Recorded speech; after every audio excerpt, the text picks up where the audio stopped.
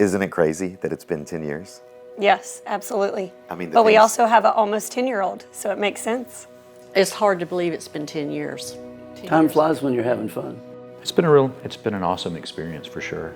So the story of the bridge actually begins all the way back when I was in high school. I love Jesus, but not the church. And being a senior in high school, God calling me very definitively to be a pastor, which I did not want to do, but saying yes. My experience was, it was following rules and what man said, not really what the Bible said and what Jesus had for me. So we both end up at the Summit Church, and you're a teacher, I'm in school, seminary, trying to figure out this ministry thing. God's given our pastor at the time, J.D. Greer, a vision to plant 1,000 churches in a generation. Right. God calls us into that vision, and never done that. Don't know what that's like, don't know how to do it. The last thing I thought I would be was a pastor's wife. Yeah. I remember the day I had a conversation with one of the pastors who said, I think you should plant a church in Wilmington, North Carolina. And I was like, excuse me? But once again, trying to say yes to what Jesus is calling us to, then the Summit Church really coming behind us and helping him make that happen. Well, I think when we came to Wilmington, when Nora was 6 months old for the first time, it felt like the place that we were supposed to be. And also, there were more people in Raleigh, there were people here that wanted to join us, and it allowed us to feel like that was the place for us to be. So we were actually part of the small Wilmington part of the launch team. What's really funny is that we had been a part of several plants. We invited Ethan and Ashley over for dinner at our place just to make sure they weren't crazy, and we hit it off, and we felt like God was calling us to be a part of the bridge. A childhood friend of my wife called us and said he was moving to Wilmington to start a church plant. And we went from the very beginning. We weren't even meeting at the bridge. We didn't really know what to expect, but we immediately knew that we loved it. It was exciting to be part of a church plant. It was big for us, because we didn't know whether the church was going to make it or it'd be a flop and we moved here for nothing. In 2014, 45 adults moving, selling their houses, getting new jobs, coming to Wilmington to be a part of this. We did the Sunday night launch team meetings at the Hub, and then moving into our launch on September 21st at Forest Hills Elementary. There's a picture of all of us packed in there, and the kids were in one area, but it was great. We find a facility on Market Street because of our daughter, and she has to use the bathroom, and we swing in, and then we see this facility, and we're a nobody with nothing, but the landlord said, sure, you can have this building. Moved to a grand opening in January 2015, and hundreds of people show up. It was exciting. It was hard for me, but I've seen God work and move. It's not been a perfect journey. There's been so many things that we couldn't predict, like a hurricane or COVID or whatever it was.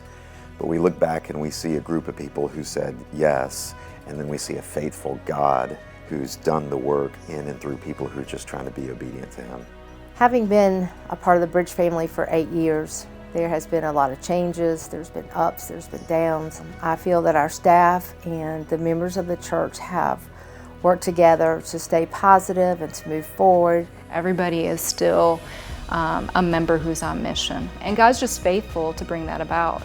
You don't think about all the ups and downs that you're going to go through, but it's been a good experience. It's just really impacted me and has drawn me closer to God, and know that no matter what, He loves me, and I'm just grateful. Once going into the Bridge, it's the first time I actually felt joy and peace in being in a church. You become a part of a church plant, especially from the very beginning. You can't be a bystander. You can't it's not a spectator sport. All of us fit into God's plan.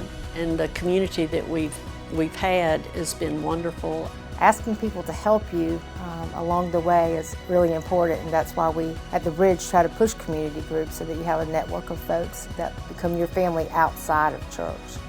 They've taken us into their arms and loved us as we're all family. The church has seen us through dating, getting married, having a baby, watching him get baptized last October.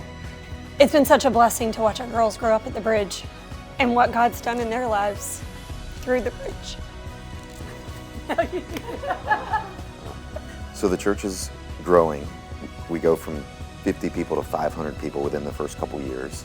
impact. We're going to love Jesus, but we're also going to roll up our sleeves, help with local schools. I still remember the first time I was ever at Snipes.